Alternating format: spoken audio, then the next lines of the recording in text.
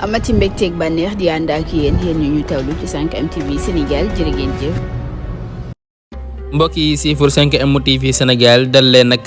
jàmm Cheikh Bara Ndiaye borom def gis moom mi nga xam ne rek ñëpp ràññee nañ ko lool ci réew mi di Sénégal muy yëkkati ay kaddu saa bu nekk rek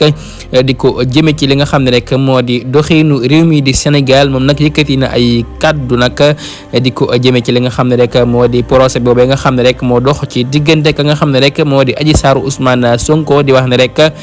ñi nga xam ne rek ñoo di avocat yu Ousmane Sonko yooyee nag ak ki nga xam ne sax moo di maître El Hadji Diouf moomee nag nekk avocat Adji Sarr boobee nag bu fekkee Adji Sarr nag moom la yaakaar pour rek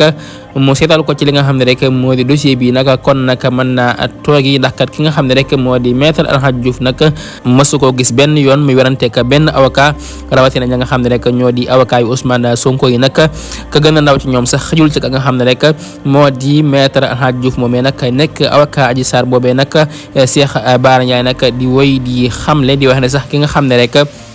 moo di Adji Sarr moomee nag liñ ko jàppee rek moo di ab marché bu ñu demee rek ba ñi nga xam ne rek ñoo ko yoon yónni ak ñi nga xam ne rek ñoo doon business ca moom nag am si ñoo xam ne rek seen poste daan nay jeex rek ñu fas yéene yeewaat bi lépp dossier ngir rek mën a business ca ka nga xam ne rek moo di Adji Sarr. Cheikh Bara Ndiaye nag daan nay dikkaat ca plainte ba nga xam ne Adji Sarr nag bëggoon na koo déposé te ko ci ak ndoddam di wax ne Cheikh Bara Ndiaye nag daf koo dépassé ci ay wax nag daf koo waxal loo xam ne amul benn yoon. Cheikh Bara Ndiaye nag di xamle di wax ne sax ka nga xam ne rek moo di Adji Sarr moomee nag moom nag mosu koo dépassé benn yoon xanaa nag koy pelante daf lay tooñ wala sax mu def la loo xam ne nag jaaduwul benn yoon nga dem si kanam yoon daat koy boole ak yoon loolu laa jàpp ne moo di ab pelante. Cheikh Bara Ndiaye nag di wéy di xam ne di wax ne sax ba mu xamagul dëgg-dëgg sax ka nga xam ne rek moo di Adji Sarr da ko doon woowee la nga xam ne rek moo di soxna Adji Sarr ngir rek daat koy wormal waaye jamono ji daal ki nga xam ne rek moo di Adji Sarr ak ñu ko wor rek la ñu bëgg ci moom nag mënul nekk parce que nag tooñu leen benn yoon.